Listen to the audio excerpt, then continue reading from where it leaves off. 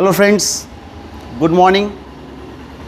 Last पिरियडमध्ये आपण discuss करत होतो सिंपल हार्मोनिक मोशन, त्यालाच आपण ऑसिलेशन पण म्हटलेलं आहे. त्यामध्ये काही रिवाइज करतोय मी कन्सेप्ट्स. मोशन्स, पिरियडिक मोशन कशाला म्हणायचं आहे, oscillatory motion, vibratory motion, simple harmonic motion हे आपण लास्ट पिरियडमध्ये पाहिलेलं आहे. Next beat, the comparison study in between linear simple harmonic motion and angular simple harmonic motion आपण पाहणार आहोत. लिनियर सिंपल हार्मोनिक मोशन कशाला म्हणायचं आहे हे आपण लास्ट पिरियडमध्ये बघितलं, तरीही पुन्हा एकदा मी रिवाइज करतोय. If the motion of an object or if a particle repeat itself in equal interval of time along a straight line path, that motion is called as simple harmonic motion. But in a linear path or rectilinear path असेल तर त्याला आपण कोणतं motion म्हणतोय, linear simple harmonic motion. Vector calculus topic नाही आहे, आधीचा topic आहे बाळांनो हा. मग आता कंपॅरेटिव्ह स्टडी करायची आपल्याला कुणाकुणाची, linear simple harmonic motion,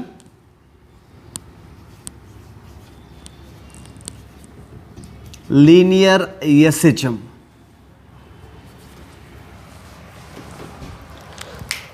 first concept तुमच्या लक्षात आला असेलच.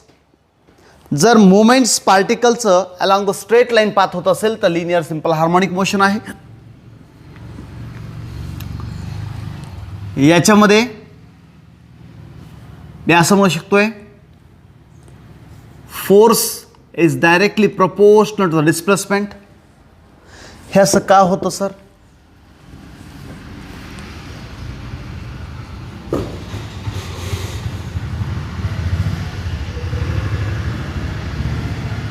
हा एक ब्लॉक आहे, त्याचा मास m आहे.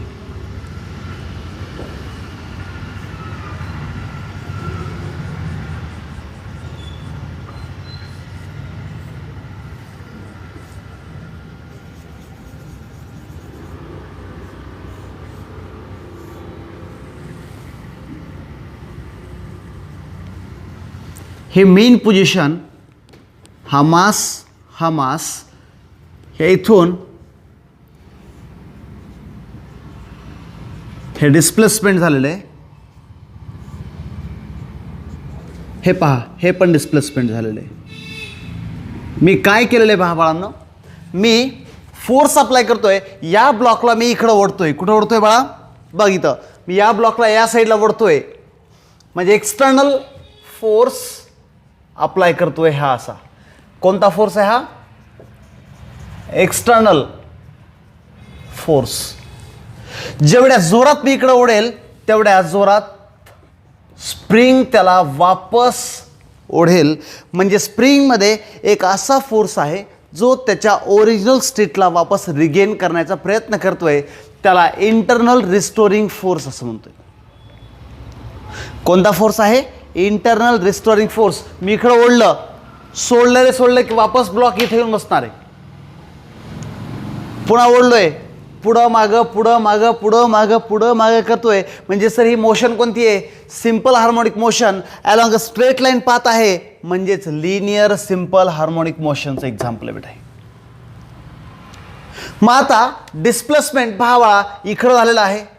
जेवढ्या जोरात इकडं वळतोय तेवढ्या जोरात या स्प्रिंगमध्ये एक फोर्स असतोय F.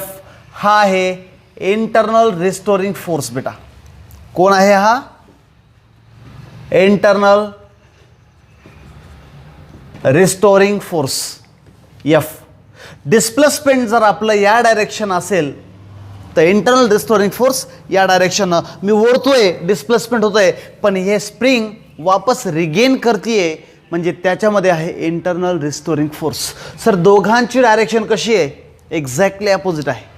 पण जेवढं जास्त डिस्प्लेसमेंट होईल तेवढा जास्त फोर्स आपला होईल, जेवढं कमी डिस्प्लेसमेंट कमी फोर्स. म्हणजे फोर्स आणि डिस्प्लेसमेंट हे दोघंही कसे आहेत बाळांनो? डायरेक्टली प्रोपोर्शनल आहेत. मग मी काय करतोय, पुन्हा ब्लॉक मध्ये ढकलतोय, स्प्रिंगच आहे मध्ये दाबतोय त्याला मी, म्हणजे डिस्प्लेसमेंट कुठं होतंय, मधल्या साईडनं, पण स्प्रिंग जास्त दबून दबून दबून स्वतःला बाहेर ढकलतीये, म्हणजेच याच्यामधला फोर्स हा असा ॲक्ट होईल. डायरेक्शन ऑफ डिस्प्लेसमेंट अशी आहे आणि डायरेक्शन ऑफ फोर्स असा आहे.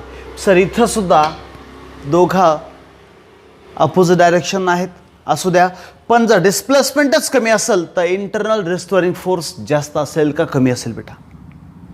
डिस्प्लेसमेंट कमी, फोर्स कमी. डिस्प्लेसमेंट जास्त, फोर्स जास्त, म्हणजे दोघांचं रिलेशन आहे. Sir internal restoring force is directly proportional to the displacement of that block. या ब्लॉकच्या डिस्प्लेसमेंटच्या डायरेक्टली प्रोपोर्शनल आहे. मग आता हाही कन्सेप्ट आपला क्लिअर झाला. मग sir force is equal to और force is directly proportional to the displacement, both are in opposite direction, hence negative sign indicate करते. सर काय इंडिकेट करते? सर दोघंही कसे आहेत, अपोजिट साईड आहेत. मामा तुम्हाला ॲलर्जी कोणाची? वाकड्याची. मग आम्ही काढलं F is equal to minus K X, where K is the constant. कोणता कॉन्स्टंट आहे? सर हा स्प्रिंग कॉन्स्टंट और इंटरनल रिस्टोरिंग फोर्स कॉन्स्टंट. पण हा इंटरनल रिस्टोरिंग फोर्स हा कशामध्ये आहे? सर या स्प्रिंगमध्ये आहे, म्हणून मी याला स्प्रिंग कॉन्स्टंट असं म्हणतोय. F is equal to minus K X, but sir F is equal to M A is equal to minus K X. That means A is equal to minus K by M into x.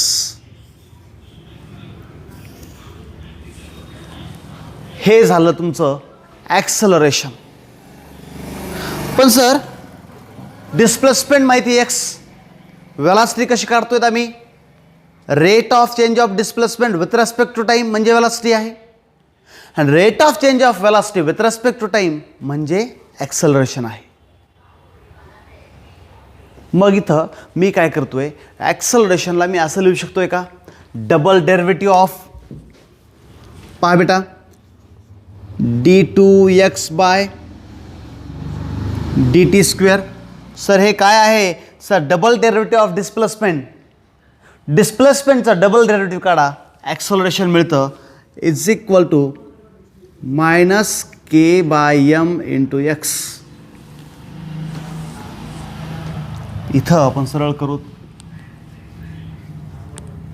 d2x by dt square minus इकडे जाऊन काय झालं,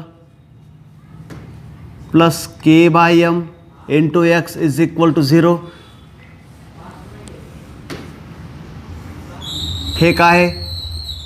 differential equation of linear SHM. पहा बेटा, तुम्हाला विचारलं what is the differential equation for linear SHM, d2x by dt square plus K by M into X. पण sir आम्हाला माहिती आहे omega square is equal to K by M आहे. Omega square कोण आहे? Angular frequency. मग मी याला असं म्हणू शकतोय का sir, d2x by dt square plus omega square X is equal to 0. असंही चालतंय. किंवा हे म्हणजे कोण आहे? ॲक्सलरेशन. हे प्लसचं तिकडे जाऊन झालं minus, minus omega square x. Sir ये भी चलता है. पहा बेटा, हे पण बरोबर आहे, हे पण बरोबर आहे. सर याला असं लिहितात आणि प्लस ओमेगा स्क्वेअरकडे जाऊन minus omega square x. Sir हेही ॲक्सलरेशन बरोबर आहे. फार सोपं आहे बेटा. पुन्हा पुन्हा तेच सांगायची गरज नाही. लिनियर सिम्पल हार्मोनिक मोशनमध्ये force is directly proportional to the displacement, both are in opposite direction, hence negative sign indicate करते opposite direction. F is equal to proportional sign काढतोय, के कॉन्स्टंट टाकतोय, F is equal to M a टाकलं, minus K x, इकडचं के बघा इथं, इकडं m इकडं आलं, a is equal to minus K by m x. K by M म्हणजे कोण आहे? ओमेगा स्क्वेअर आहे, अँग्युलर फ्रिक्वेन्सी. मग इथं ॲक्सलरेशनला मी डबल डेरिव्हेटिव्ह ऑफ डिस्प्लेसमेंट टाकतोय, d2x by dt square plus k by m into x. This is the differential equation of linear SHM. Linear simple harmonic मोशनचं डिफरन्शियल इक्वेशन आहे. Omega square is equal to K by M आहे, म्हणजेच त्याला मी omega square टाकतोय, तर के bye एमच्या ठिकाणी त्यालाच a is equal to minus omega square into x हे म्हणू शकतोय. आता याच्यामध्ये आणखीन आपल्याला पुढं काय बघायचं? डिस्प्लेसमेंट, व्हेलॉसिटी, ॲक्सलरेशन तर काढलं आता, नंतर टाइम पिरियड आणि फ्रिक्वेन्सी कुणाची? Linear simple harmonic motion. फार सोपं आहे, बघून घे बेटा, इकडं लक्ष दे. पहा बेटा, नेक्स्ट आपण काय बघतोय आता? जसं आपण ॲक्सलरेशन और डिफरन्शियल इक्वेशन बघितलं, मग आपण काय बघितलं तर omega square is equal to K by M and omega is equal to under root of K by M. लक्ष देते? मग आता जर तुम्हाला विचारलं बाबा टाइम पिरियड काय,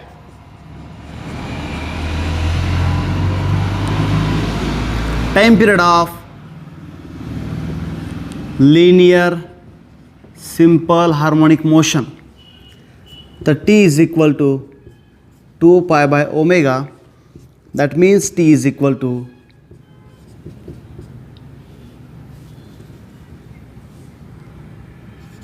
2 पायला 2 पाय अंडर रूट ऑफ खालचं ओमेगा वर इन्व्हर्स व्हायला लागतो, म्हणजे एम बाय के.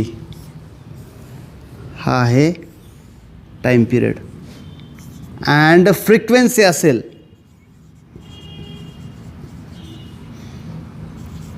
एन और f is equal to 1 by T,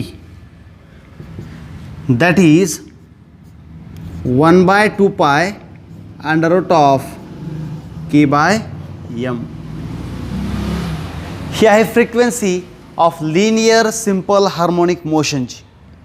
मग सर याचंच मला डिस्प्लेसमेंट माहीत नाही आहे, तर बेटा लक्षात ठेव, x is equal to A sine of omega t असतो. X is equal to A sine omega T. Sir याला डेरिव्हेटिव्ह काढायचा याचा d x by D t आणि d by D t of a sine omega t. यालाच मी काय म्हणतोय? Velocity. Derivative of sine of omega t, cos of omega t. Omega टीचा chain derivative omega, म्हणजे इथं एला ए घेतलं, साइनचा डेरिव्हेटिव्ह कॉस ओमेगा टी, याचा चेन डेरिव्हेटिव्ह इंटू ओमेगा, म्हणजे velocity is equal to A into omega cos of omega T. Sir हे आलं आपलं velocity. Displacement A X is equal to A sine omega T, याला derivative काढतोय, एला A ठेवतोय, sine omega टीचा cos omega T, पुन्हा ओमेगा टीचा चेन डेरिव्हेटिव्ह, जसं 2t चा 2 असतो, 3t चा 3 असतो, तसं ओमेगा टीचा ओमेगा असतो, 1 ओमेगा. पुढं घेतला, व्हेलॉसिटी आली. आता ॲक्सलरेशन काढतोय, again derivative d v by D t बरोबर एला ए घेतला, ओमेगाला ओमेगा, कॉसचा derivative minus sine of omega t आणि ओमेगा टीचा अगेन चेन डेरिव्हेटिव्ह ओमेगा. मग हे ओमेगा इंटू ओमेगा हे velocity upon time, acceleration, minus sine पुढं घेतलं, एला a omega into omega, omega square sine of omega t. आता पहा बेटा, ए साइन ओमेगा टी म्हणजे काय आहे? इथं ए साइन ओमेगा टी म्हणजे एक्स आहे. मग मी याला a is equal to minus omega square into x लिहिलं तर चालतंय का?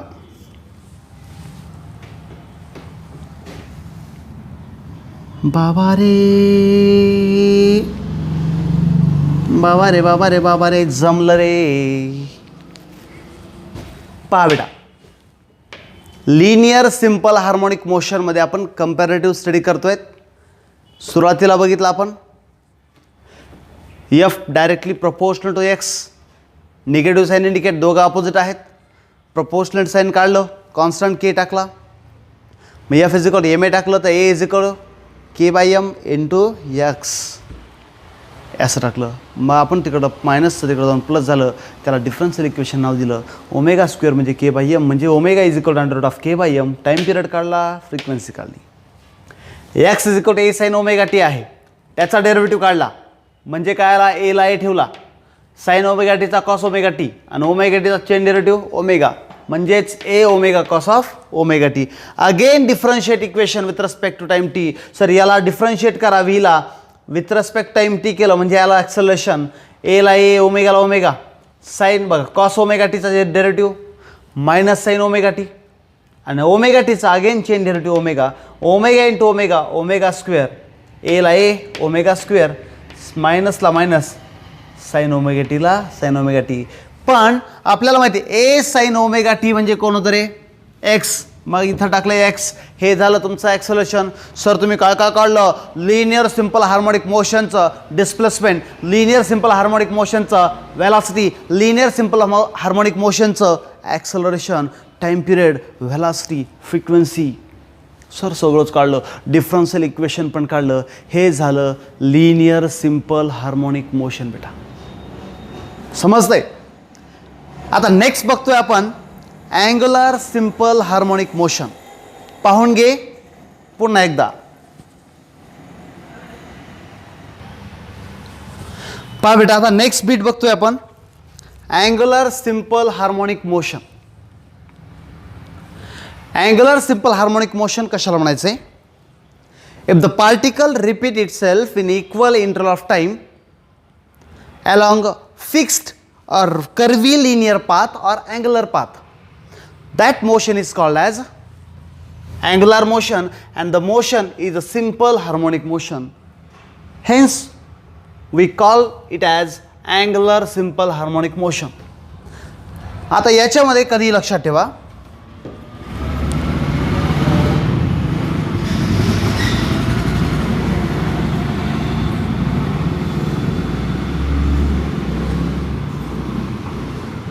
हा बॉब आहे,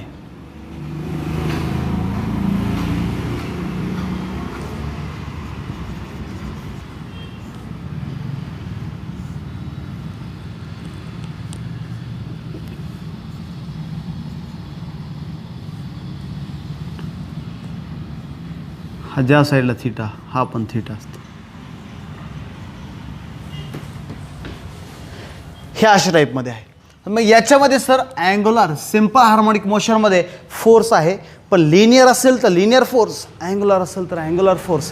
आणि अँग्युलर फोर्स कोण असतो, torque tau is directly proportional to the. Sir याच्यामध्ये डिस्प्लेसमेंट कोण आहे, इथं थीटा आहे. सर हे आहे तुमचं अँग्युलर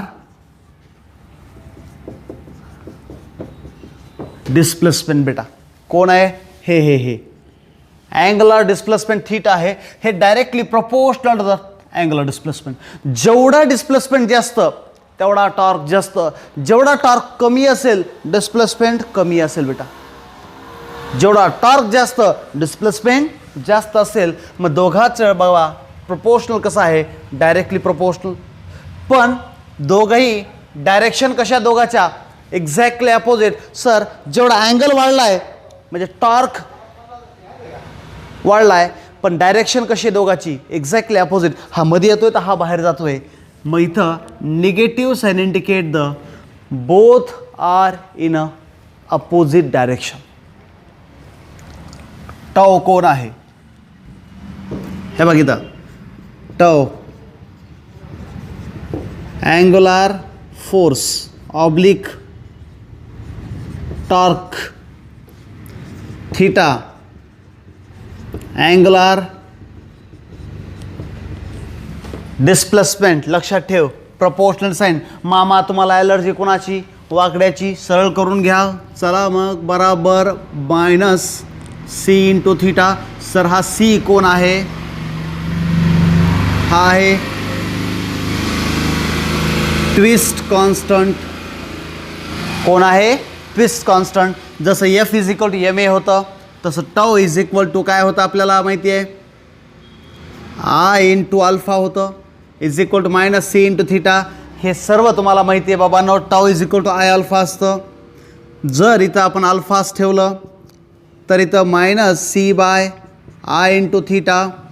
मग सर हे काय झालं, ॲक्सलरेशनचा फॉर्म्युला झाला. याला असं म्हणू शकतो आहेत का आम्ही, D two theta by D T square is equal to minus C by I into theta. Double derivative of angular displacement is an angular acceleration. हा कोण आहे, अँगुलर ॲक्सलरेशन आहे. मग इथं मी त्याला सरळ करतोय, D two theta by D T square plus C by I into theta is equal to 0. Sir हे काय आहे, differential equation of angular simple harmonic motion. कोणतं सर, हे D two theta by D T square plus C by I into theta is equal 0. हे differential equation आहे कुणाचं, simple harmonic motion, पण ते अँगुलर आहे. D two X by D T square plus K by M into theta असेल तर, sorry ते K by M into X असेल तर लिनियर सिस्टम, थिटाच्या फॉर्ममध्ये असेल तर अँगुलर सिस्टम. सर थिटा म्हणजे कोण आहे, अँगुलर डिस्प्लेसमेंट आहे. लक्ष देते. मग आता मी असं काय म्हणू शकतोय, सर ओमेगा स्क्वेअर बरोबर काय, सी बाय आय, म्हणजे omega is equal to under root of C by I.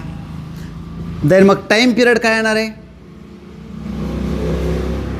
Time period of angular SHM T is equal to 2 pi by omega. म्हणजे हे दोन्ही पाय समोर करा, अंडर रूट खालचं आलं I by C and frequency बेटा n is equal to f is equal to 1 by t. That means ह्याचं सर रेसिप्रोकल 1 बाय 2 पाय दोन्ही पाय खाली केले under root of C by I. Sir इथं हे झाली फ्रिक्वेन्सी. फार सोपं बेटा. अँगुलर सिम्पल हार्मोनिक मोशनमध्ये टव इज प्रपोर्शनल थिटा. दोघंही अपोजिट डायरेक्शन आहेत, म्हणून निगेटिव्ह साईन दाखव. Negative sign indicates both are in opposite direction. मामाला ॲलर्जी होते वाकड्याची, प्रपोर्शनल साईन काढला, ट्विस्ट कॉन्स्टंट सी टाकला, tau is equal to I alpha असतं, आय अल्फा टाकलं, आय इकडं आला, alpha is equal to minus C by I into theta. Alpha हा कोण आहे बाबा, अँगुलर ॲक्सलरेशन आहे. मग याला मी असं लिहू शकतो का, D two theta by D T square is equal to minus C by I into theta. हे मायनस इकडं जाऊन प्लस झालं is equal to 0. This is an differential equation of angular system.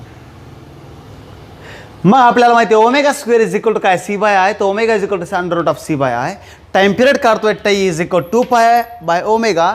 Omega डिवाइडमध्ये खालचं वर जातं सर, सी बाय आयच्या ऐवजी I by C येतं, आणि याचाच रेसिप्रोकल घेतला म्हणजे तुमची आली frequency 1 by t or is equal to 1 by 2 pi under root of C by I. ही झाली फ्रिक्वेन्सी. आता सर मला सांगा, डिस्प्लेसमेंट, व्हेलॉसिटी आणि ॲक्सलरेशन कोणासाठी, अँगुलर सिम्पल हार्मोनिक मोशनसाठी. पाहून घे बेटा, डायग्राम तिथं आहे, बाकी इथं आहे, समजून घे, फार सोपं आहे. आता आपण डिस्प्लेसमेंट बघतोय बाळा. जसं लिनियर डिस्प्लेसमेंट बरोबर काय होतं आपलं, X is equal to A sine omega T. इथं काय आहे बाबा, theta is equal to angular displacement theta not sine of omega T. पहा, X is equal to A होतं का इथं, X is equal to A sine of omega T होतं. डिस्प्लेसमेंट त्याचं आहे, ए म्हणजे सुद्धा डिस्प्लेसमेंट आहे, पण ते मॅक्झिमम डिस्प्लेसमेंट आहे. मग इथं आम्ही काय घेतोय, थीटा आणि थीटा अँगुलर डिस्प्लेसमेंट, याला मी मॅक्झिमम डिस्प्लेसमेंट असं म्हणतो. डिफरन्शिएट करतोय मी, d theta by D t बरोबर. Sir theta naught as it is, साईनचा डेरिव्हेटिव्ह काय येणार आहे, cos of omega t, chain derivative omega टीचं ओमेगा